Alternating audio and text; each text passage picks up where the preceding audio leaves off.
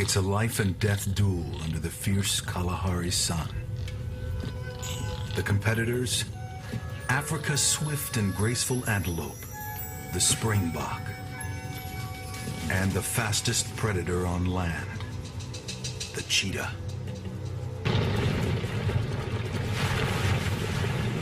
Here, cheetah and springbok have evolved together, pushing each other to ever greater speeds. It's an eternal contest that leaves only the quick and the dead. To compete at this level takes careful nurturing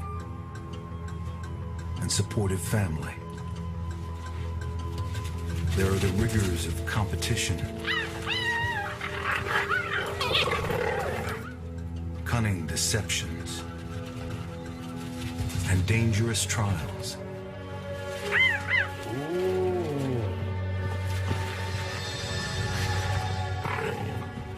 That ensure only the fittest will survive to compete in one of the most spectacular races on Earth.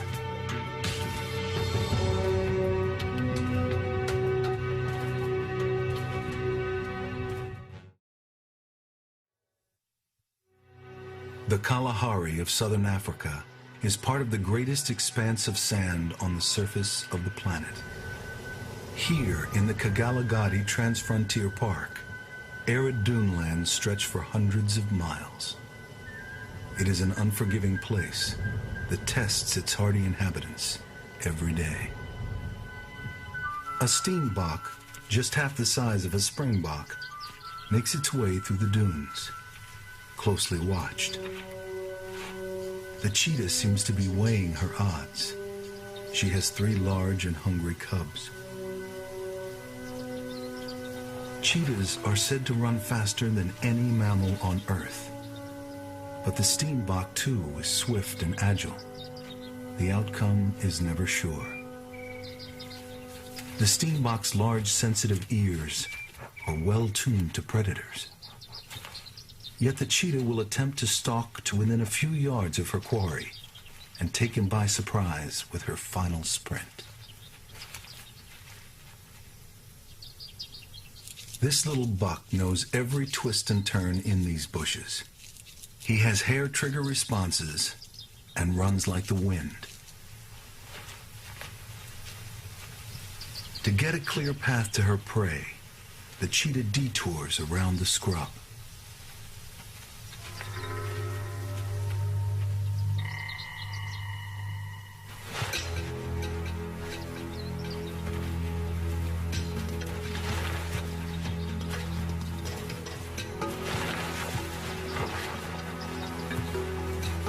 With long legs for drive, a long tail for balance, and a spine that acts like a spring, the cheetah is built for speed.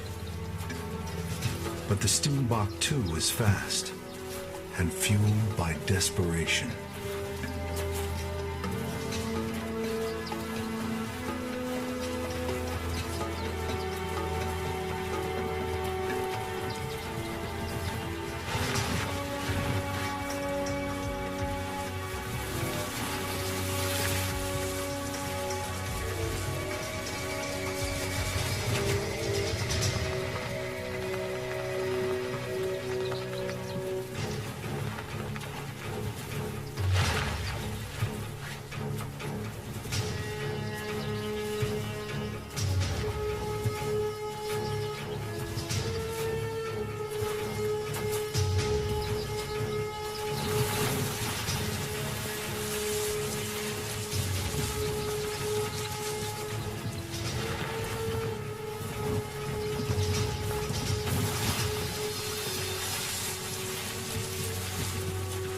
Kalahari cheetahs have far more misses than kills.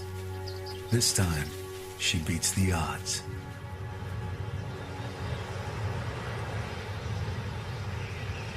The Kalahari is harsh and nearly waterless.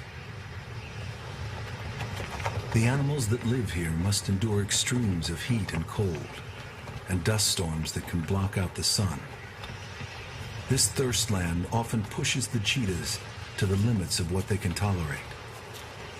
Like their prey, the springbok, they rarely need to drink. But springbok have the edge. They're far better adapted to the fierce Kalahari heat. The dry courses of ancient rivers thread through the sand dunes. These riverbeds with their nutritious minerals and salt-tolerant plants are the preferred habitat of the springbok. Springbok are born to run. The main prey of most cheetahs in the Kalahari, they manage to outlast, if not outpace, the short, swift sprint of the cheetah. This looks like fun and games. It's called pronking, and why they do it, nobody knows. It may confuse predators or discourage them in a show of fitness and agility, or just be training for the big events that could claim their lives. But whatever the springbok do, cheetahs will be watching. The mother and her cubs follow the show with close attention.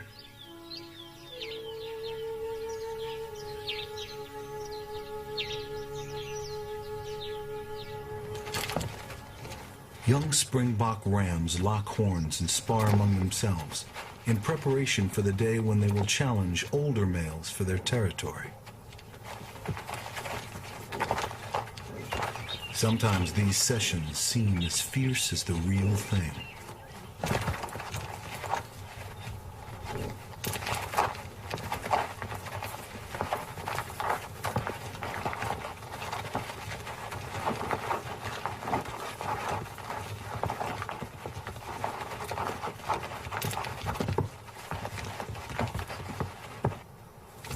Someday they will fight for the loneliest and most dangerous position in the springbok world.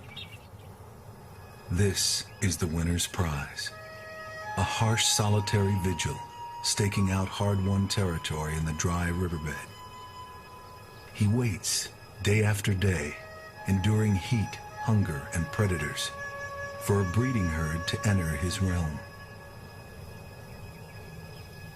Meanwhile, the cheetah mother and her cubs devour a hard-won kill. But a hyena, with its unerring sense for an easy meal, homes in on the cheetah family.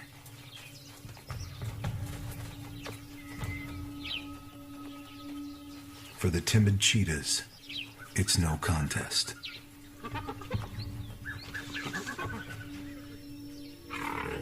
One cub shows some attitude, but cheetahs are no match for the powerful jaws of a hyena.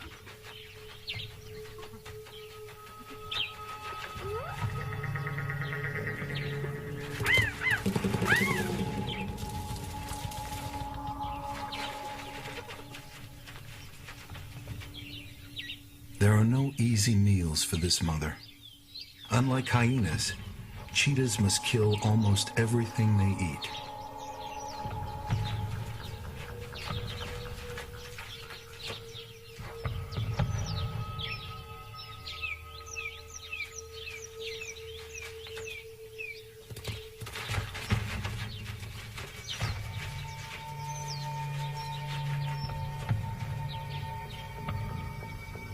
Her prey is hard to catch and nearly as hard to keep. She may have to hunt again in the heat of the day, when her body temperature could soar to dangerous levels.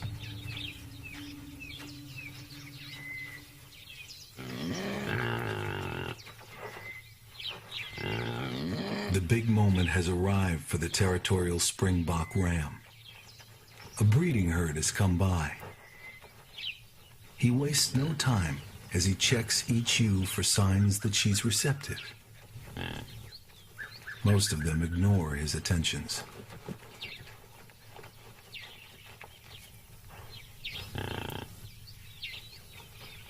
Then, one of the ewes obliges with a few drops of urine for him to test. And its chemical message tells him she's ready. He follows her closely, waiting for the right moment.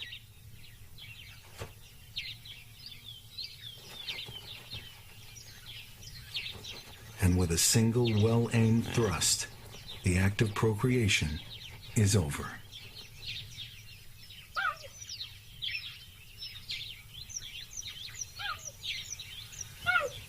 Morning finds the cheetah mother calling her cubs.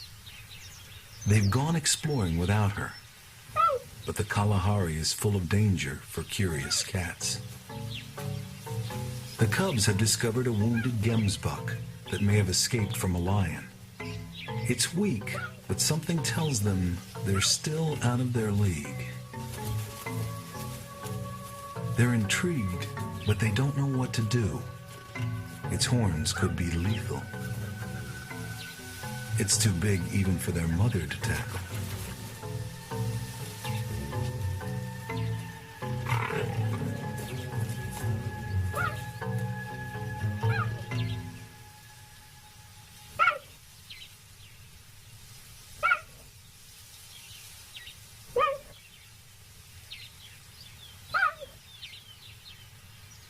Eventually, their curiosity satisfied, they heed their mother and leave the gemsbuck to its fate.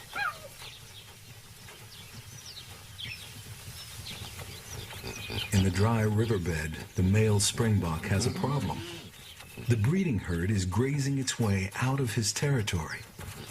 He wants them to hang around. The longer they stay, the more ewes he can impregnate. So he tries to herd them back.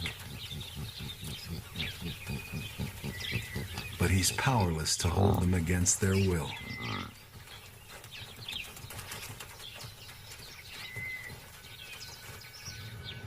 In the low brush along the riverbed, the cheetahs begin their stalk. The herd grazes in a wide part of the bed where there's no cover.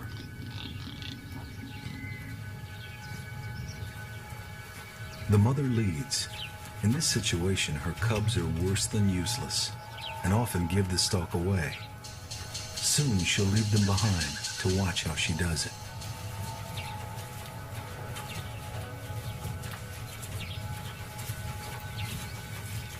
The ram, distracted by his wandering herd, hasn't seen the cheetahs closing in on him, barely 100 yards away.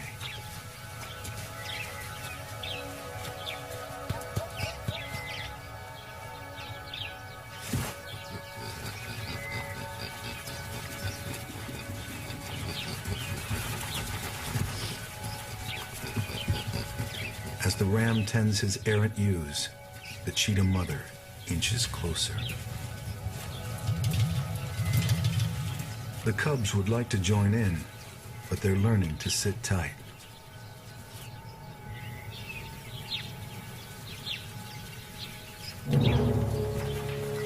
The mother makes her move.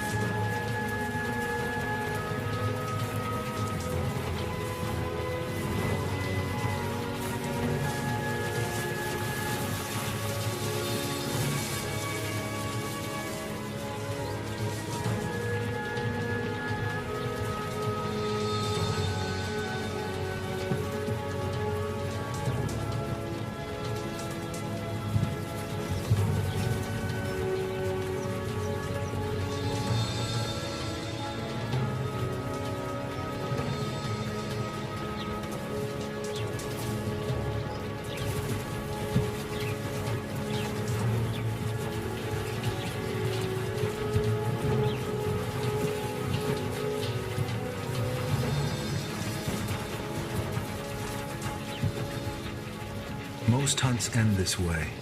The springbok will escape from her in more than half her chases.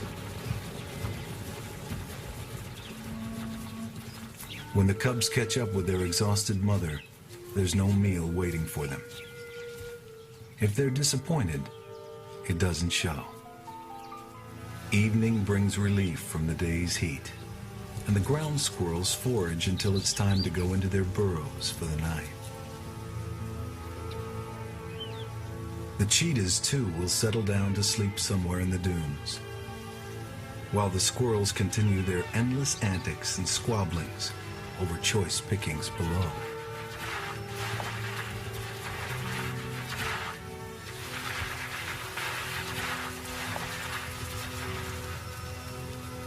One spots trouble on the horizon. House guests from hell. And there's no doubt where they intend to spend the night. The sharp-nosed visitors hardly acknowledge the squirrel's existence and are about to take over their burrows.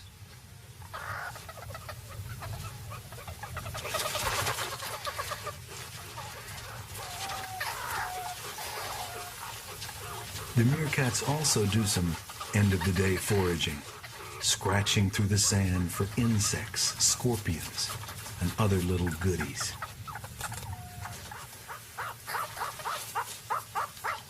Some clear the burrows they will sleep in tonight. But before bedding down, they groom one another so thoroughly that they'll all sleep tonight with fewer fleas.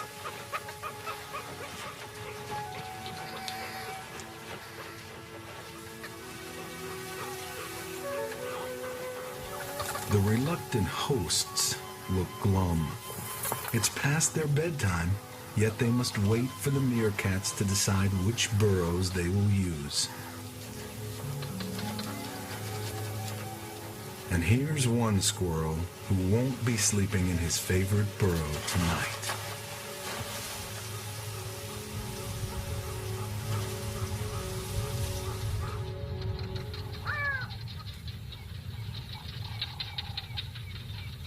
Sunset reveals a newcomer to the area. A young male cheetah sprays his final declaration for the night.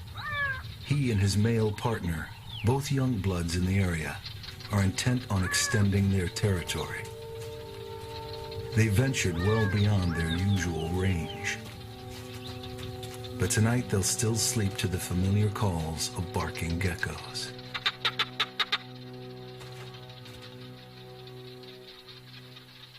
The geckos call to declare their territories and to attract the silent females.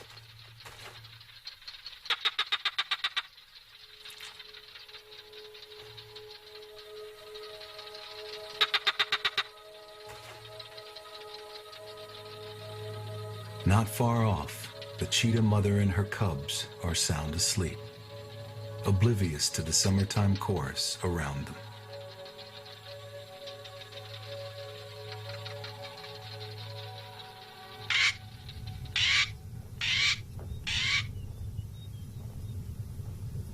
A male black coron breaks the early morning calm as he displays above his territory in the dunes.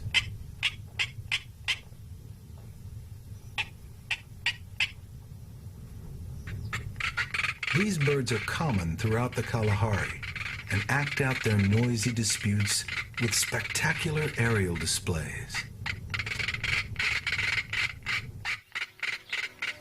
Young males like these often team up together, whereas female cheetahs live solitary lives unless they have cubs. These two are probably brothers and partners for life. They hunt, go courting, and today they're exploring together.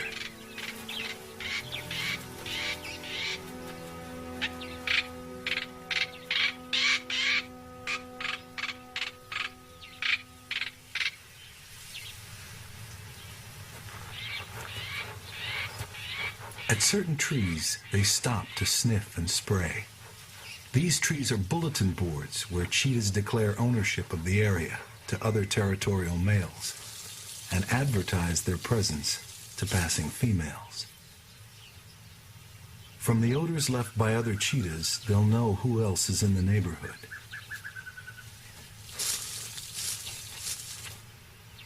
and they will surely know that they are trespassing.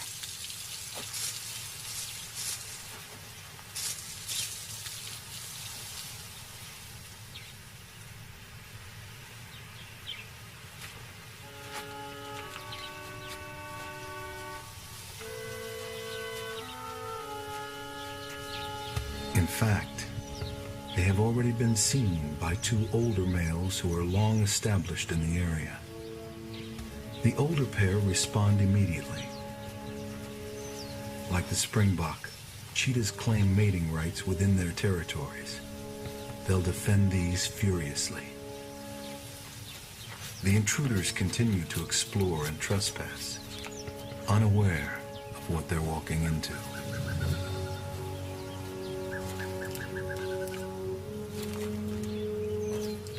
Only now do the youngsters pause and seem to sense the trouble they're in.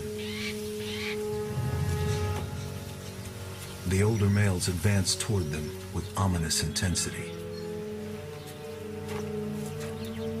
Male cheetahs will sometimes kill one another in territorial fights.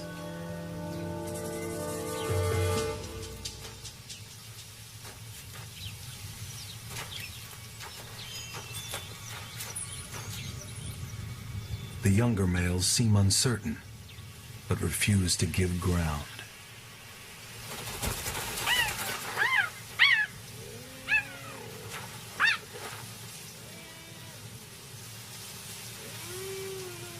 The older males flank the youngsters threateningly.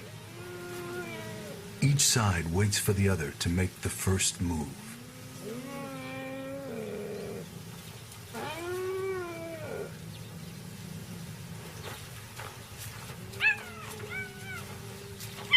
And then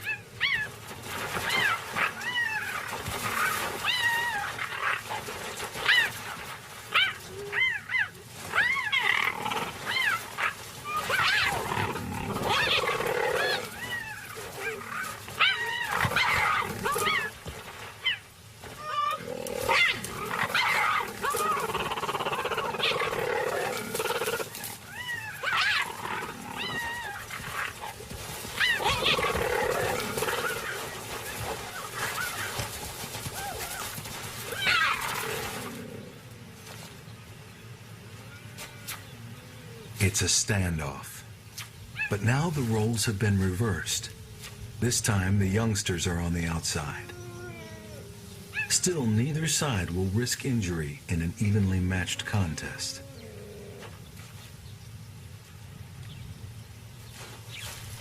But then, surprisingly, the older males begin to slink away in strangely exaggerated slow motion.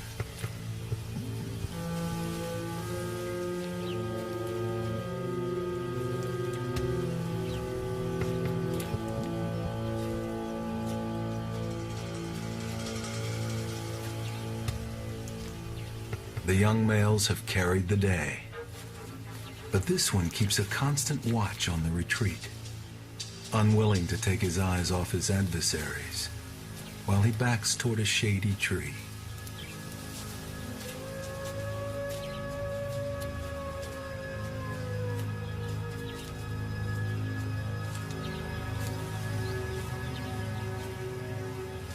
It's all over. The older males head off, leaving the intruders to savor their extended territory. High on a dune, above the riverbed, ostriches have made their nest. And when a jackal appears to be just passing by, the male ostrich is not fooled.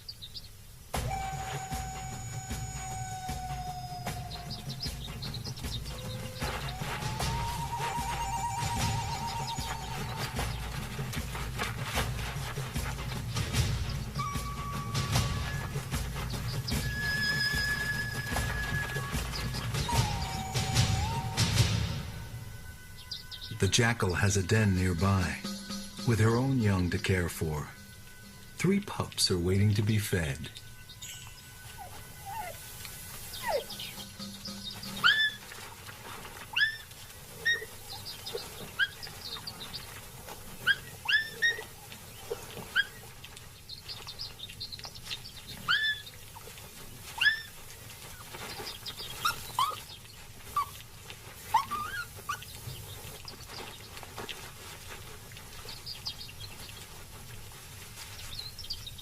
The first chick has made his debut, and within a few days, most of the other eggs will also hatch.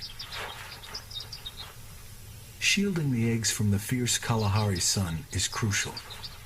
The male ostrich meticulously arranges them to make sure his body covers every one.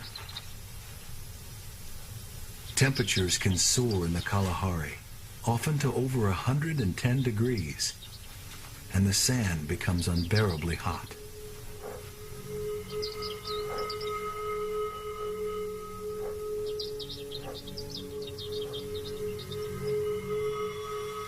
Springbok find shade where they can. Sometimes there's barely enough. Others carry their shade with them. Sheltered under their own bushy tails, ground squirrels forage in the hot sun. They'll also dig to cooler sand, which they throw over their backs in a shower. They then press their bodies into the pits they've dug for a few degrees of relief. The cheetah males have taken refuge in the shade, while nearby gemsbuck keep an eye on them. Prostrate with the Kalahari heat, the cats must pant heavily to keep cool. Springbok don't have to drink. They can usually get enough moisture from what they eat.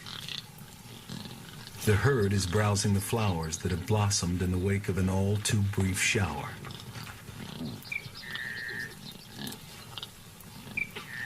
The delicate blossoms must be a welcome change from their usual diet of grasses and leaves. Another source of moisture on the dry dunes is the sama melon. These ensure the survival of many animals here. Gemsbuck in particular get much of their water from the juicy contents of these melons. Even cheetahs are known to eat them, but the majority of their moisture comes from the flesh of their prey.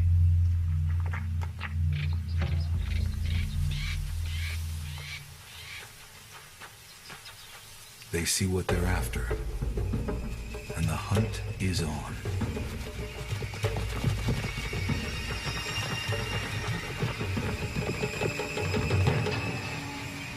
They've caught a calf. Its mother is drawn to its cries and struggles. She won't be intimidated, and she's not scared off when one of the cheetahs tries to deflect her. She's desperate to free her youngster from the cheetah's strangling bite. But where in all this is his head?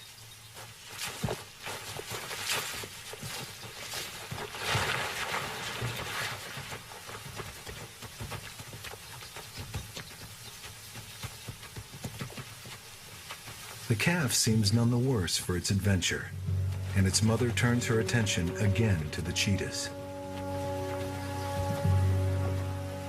The calf had a lucky escape, but the cheetahs had been fortunate as well. Gemsbuck horns are deadly weapons. The cow could so easily have killed him.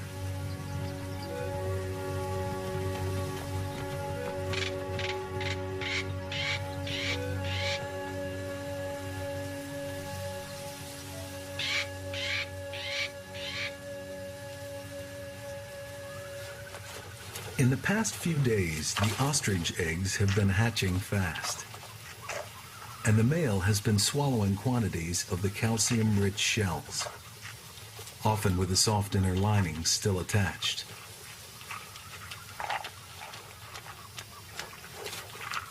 Within a day of hatching, the chicks are steady enough on their stout legs to move about. Many of them are now ready to follow their parents into the dunes. But there are still a few eggs to hatch. Only one will succeed. The parents will wait only long enough for this chick to become a little steadier on his legs before leading their brood away into the dunes, followed perhaps by an ever-hopeful jackal. It's a slow start. Some of the chicks are barely mobile, and a strong wind doesn't help. Soon, nothing will remain of the nest site. Hyenas will claim the unhatched eggs, and even now, a dung beetle rolls away a ball of ostrich dung in which to lay its egg. The springbok are lambing. Ewes are able to time their reproduction to take advantage of favorable conditions.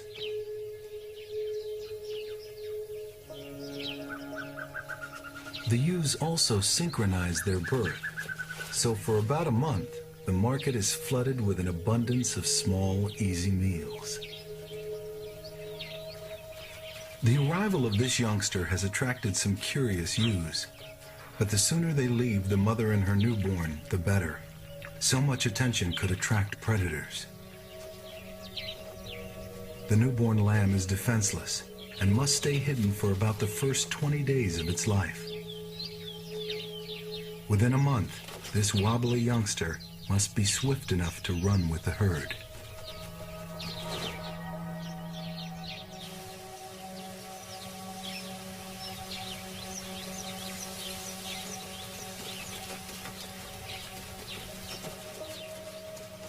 Once the lambs join the herd in the open, they're instant targets.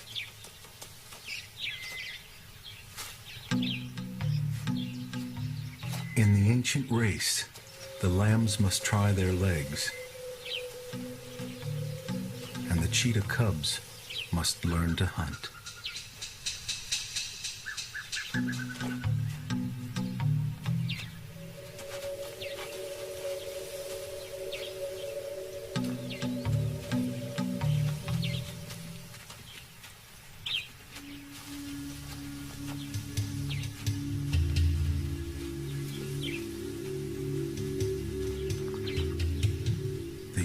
Watchful, but the mother cheetah leads her cubs in close without being discovered.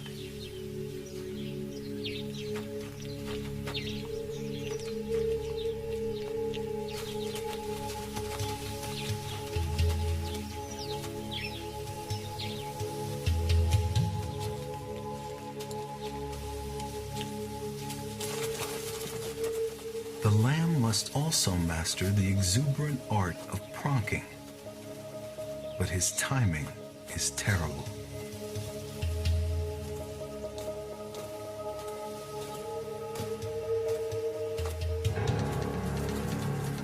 The mother holds back as her eager cubs give chase. This is their training, but they still have a lot to learn.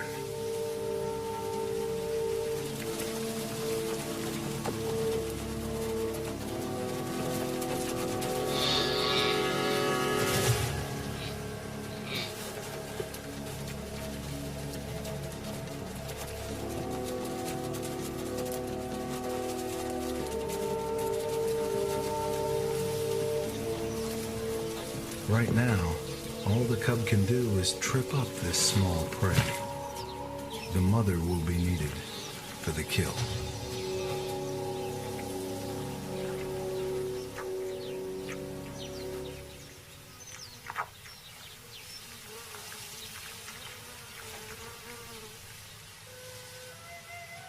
For several days after her lamb has been taken, the ewe returns to search for it. Maybe it's over there. Or is it there? She doesn't seem to comprehend that her lamb has gone for good. It's only lost. It'll turn up soon.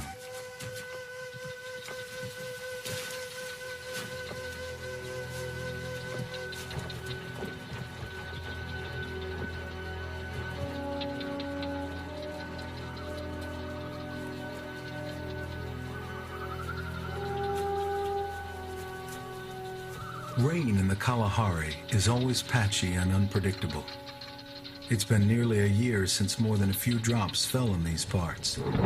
But now a tremendous storm is brewing.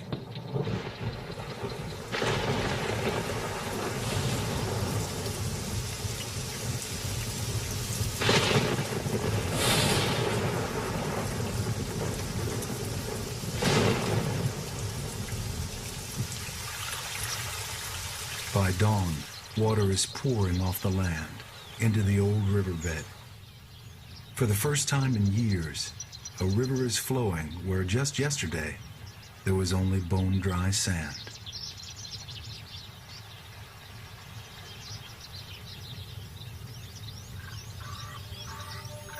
Within a day or two, the river has just about drained away.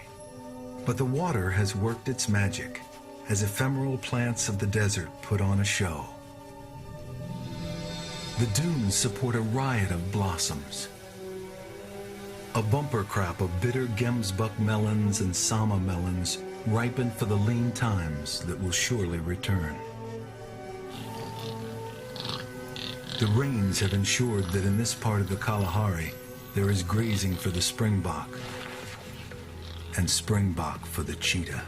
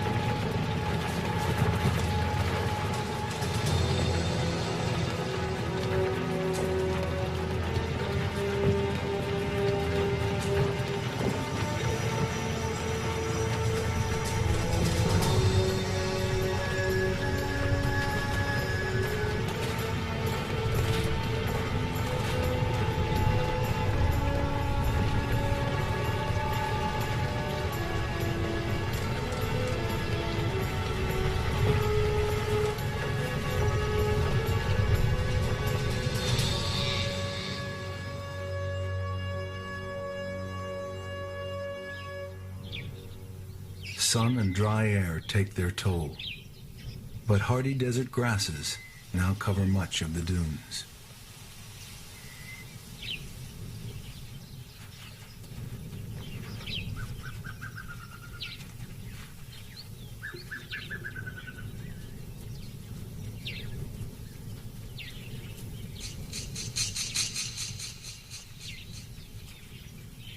The small ostrich chicks are easy targets in the riverbed. The mother and her cubs can take their time.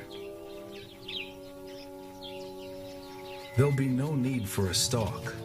They can simply trot down to get one. The male ostrich immediately goes into action by enticing a cub to chase him.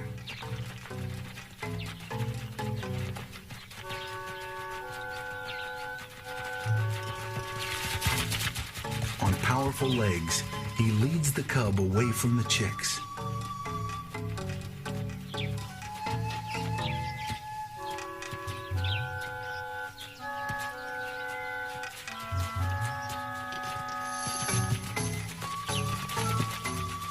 Whenever the cub tries to return to his family, the ostrich tempts him into another irresistible chase. The strategy works well, and while the ostrich is distracting the cub, he's buying time for his chicks. The female, too, has an act. She pretends to be lame and flounders away from her chicks. She makes herself look like an easy catch. The other cubs and the mother have each caught a chick and can ignore the convincing performance of the female ostrich. But the inept cubs are not sure what to do with their chicks. Meanwhile, the male ostrich continues his teasing game and almost looks as though he's enjoying it.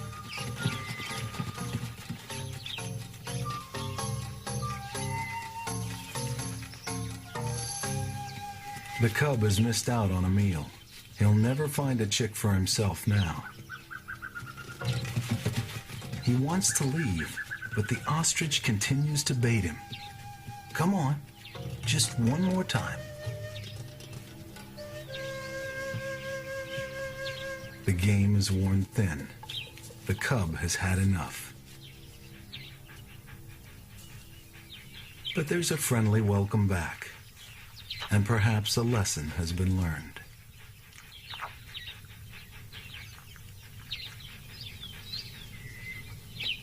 Six months have passed, and the dawning of a Kalahari winter's day can be intensely cold. Temperatures well below freezing are not uncommon. The first meerkat to emerge from its burrow faces the sun to warm up, while nearby, young springbok rams engage in an awkward bout of sparring.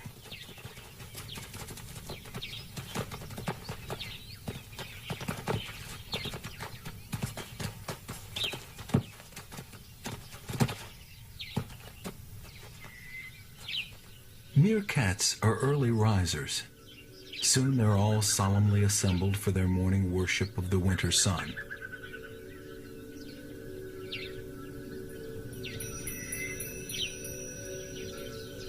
But some young ones can't rise to the occasion. They're asleep on their feet.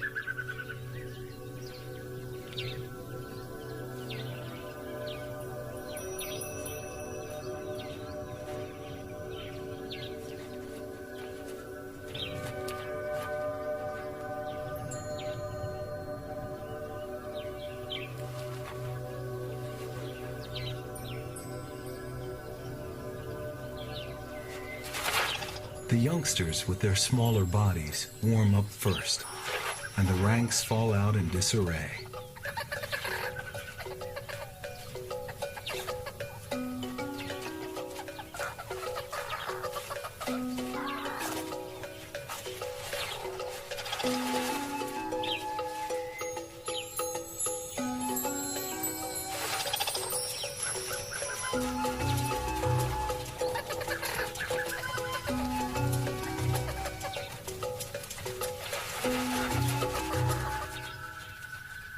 From a distance, a solitary meerkat watches all the fun.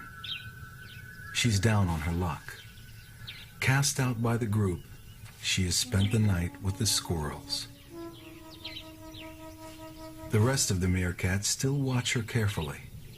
She may have once been a rival to the dominant female, or even the pack's previous leader. Now she's reduced to consorting with squirrels.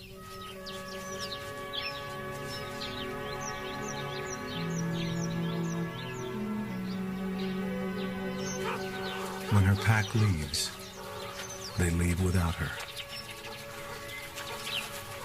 She watches them go. She'll follow them at a distance as they forage through the day. But first, the outcast checks the burrows where the pack spent the night. There's no future for a single meerkat. She'll trail the pack until the grudge is forgotten. The cheetah cubs are about 18 months old now, as big as their mother and old enough to leave her to seek their own fortunes. Once they go, she may never see them again.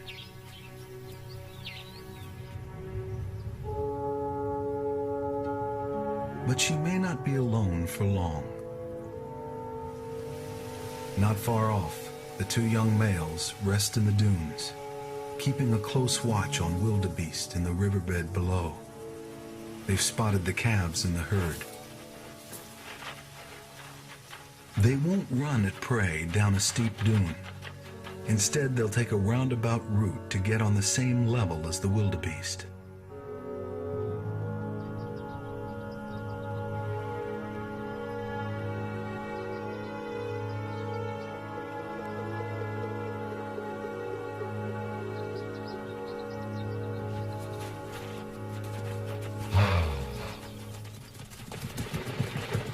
At first, only some of the herd see the cheetahs, but soon they're all in full flight.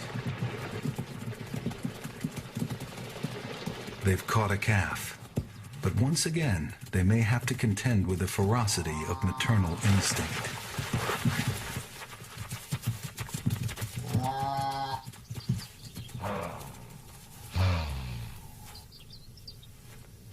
The cheetahs weather one charge, but the calf still struggles,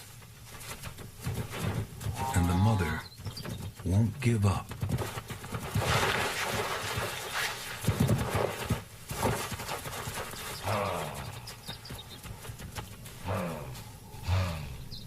Another charge like that one, and the mother might have her calf back.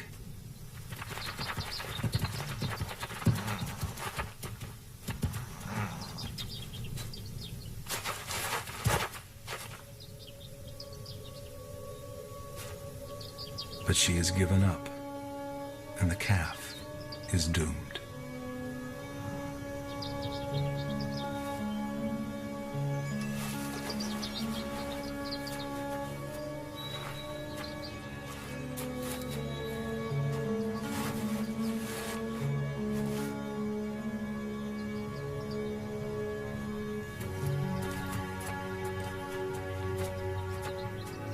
One of the brothers has paid a price for their meal. He's bleeding from a horn wound in his thigh.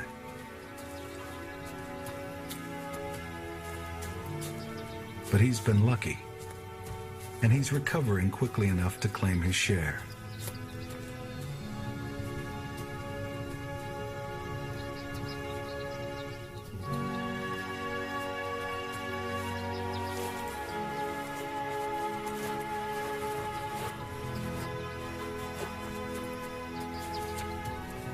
Cheetahs can take a heavy toll on wildebeest calves. Some herds in the Kalahari lose nearly all their calves to cheetahs.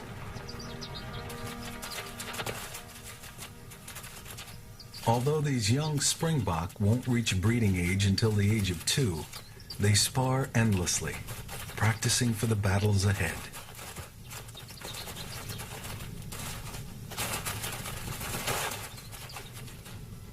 The cheetah mother shows no interest in hunting. But if she were interested, these precocious youngsters would be as hard to catch as an adult. The female has other things in mind. Her cubs have gone, and she's once again a single female, alone and available.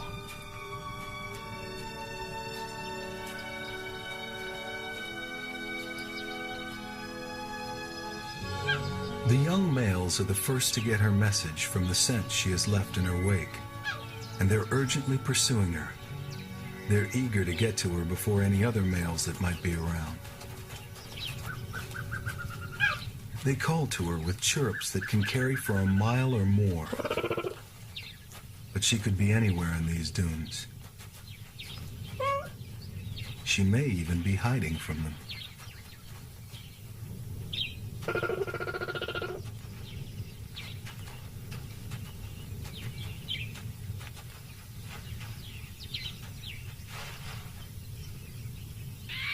At times like this, they're not interested in hunting.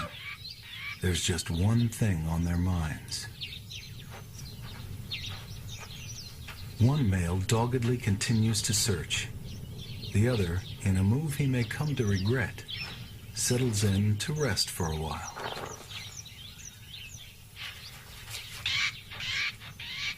The more enterprising male is rewarded with a clue. The female has urinated here recently. It must be close.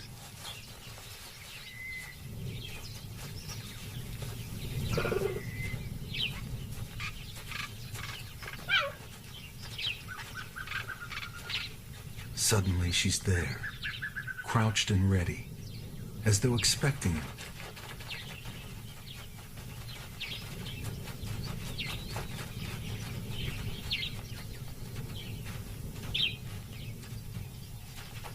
She accepts his approach.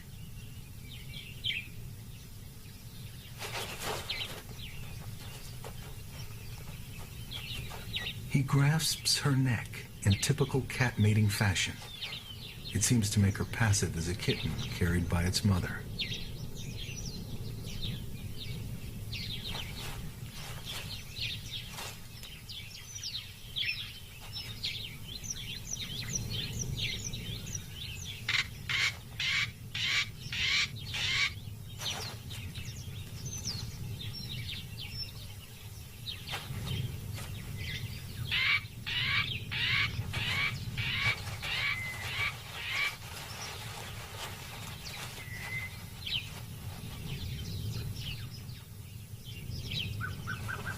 Then abruptly, she lets him know it's over. At this moment, the other brother arrives, heightening the tension.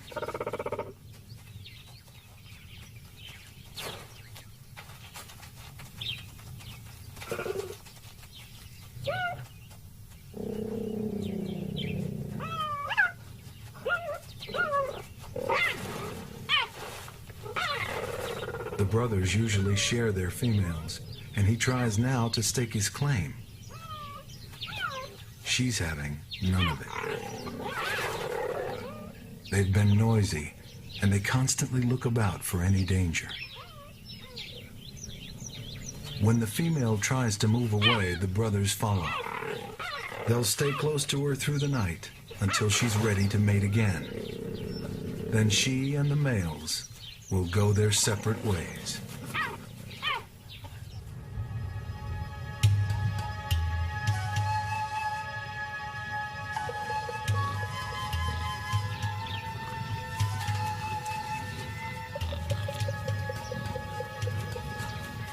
Once more, the female is alone and hunting. And if her mating was successful, she's already carrying the next generation of hunters along with her.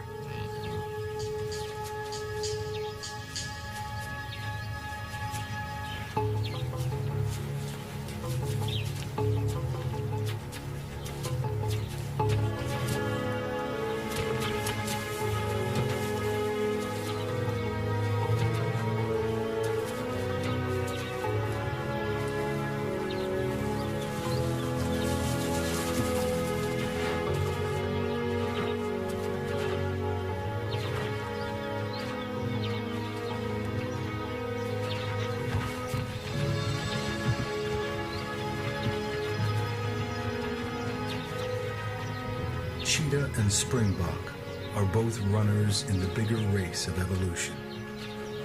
They have honed each other to extraordinary perfection, matchless in their grace and stunning speed.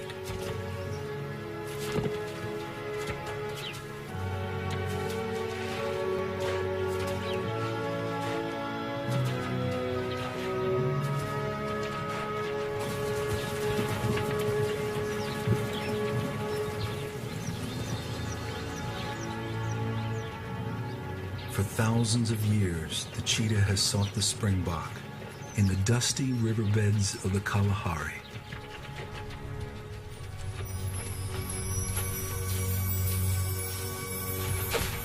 In this never-ending competition, both are winners. Maybe the beauty and splendor of their wild ballet is their celebration. Cheetah and springbok, incomparable athletes who, as they go, barely seem to touch the earth.